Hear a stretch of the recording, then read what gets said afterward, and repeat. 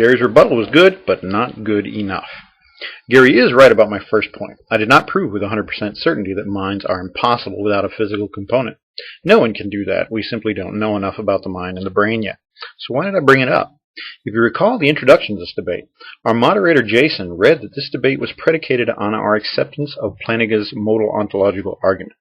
Both Gary and I agree that the form of the argument is valid, meaning that if its premises are true, its conclusion must be true.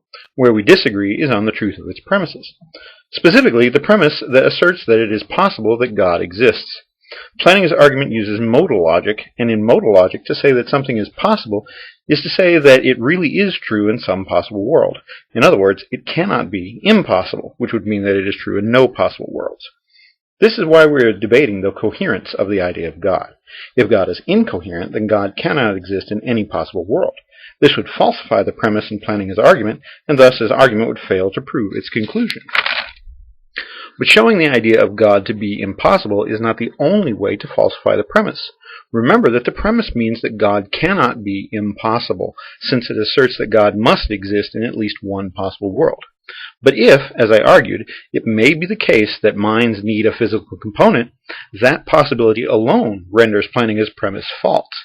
If it may be true that a mind cannot exist without a physical component, then God may be impossible, and thus we cannot categorically state that God cannot be impossible, as Plantinga tries to do. Argument busted. For God's supposed mind to contain all possible knowledge and yet not be able to do anything else that is essentially characteristic of a mind means that God's mind is nothing more than a great supernatural hard drive. Gary defined a mind as simply a mental substance. While being a mental substance may be necessary for a mind, it is certainly not sufficient. What is a thought? Isn't it also a mental substance? And yet a thought is not itself a mind. No, a mind is clearly a mental substance that can perform the actions characteristic of a mind. And if God's omniscience prevents those functions, then God's great hard drive, as impressive as it may be, is clearly not a mind. I found Gary's analogy of the writer of a story to be a very interesting one, and I think it was successful to show that an actor need not be part of a particular temporal continuum in order to affect things in that continuum. But what it fails to show is that a truly timeless actor can perform an action in any temporal continuum. God is eternal, and eternal has two meanings, either being infinite in amount of time or being timeless. If God, like the writer in Gary's analogy, performed actions from within his own infinite temporal continuum, then I would basically have no argument.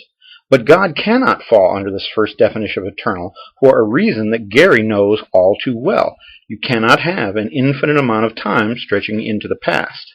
For proof of this, ask anyone who promotes the Kalam cosmological argument, such as Gary. Thus, the eternal nature of God means that he is necessarily completely timeless, not simply acting from his own God time. As I argued earlier, a timeless thing cannot act because to take action is for the thing to change in state. Imagine a machine performing some action.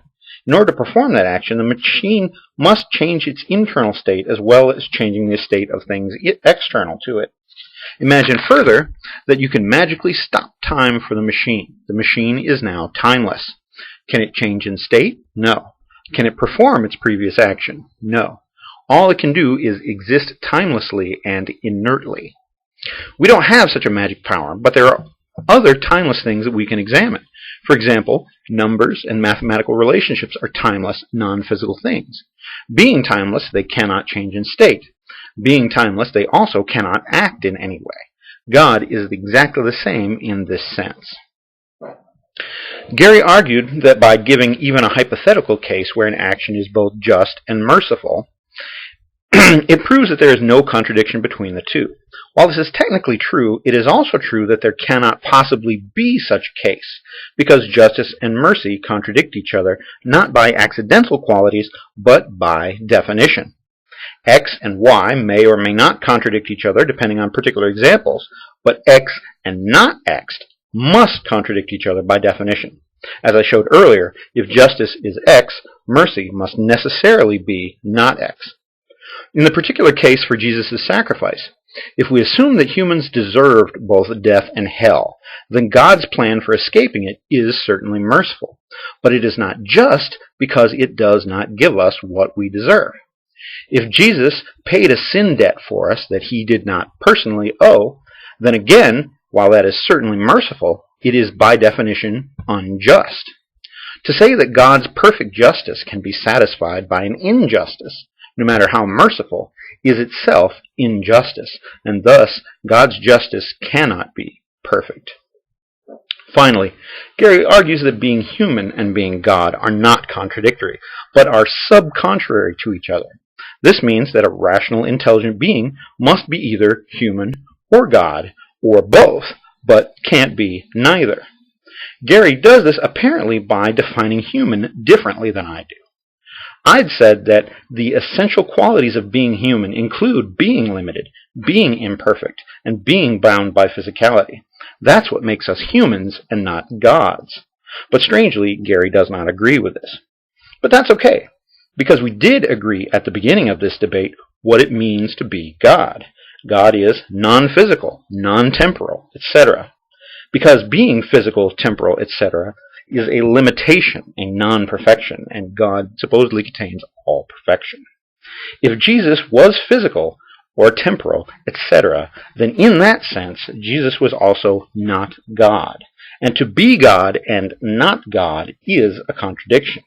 To say that something is both X and not X is a contradiction by definition. That's what a contradiction is. There's no way around it.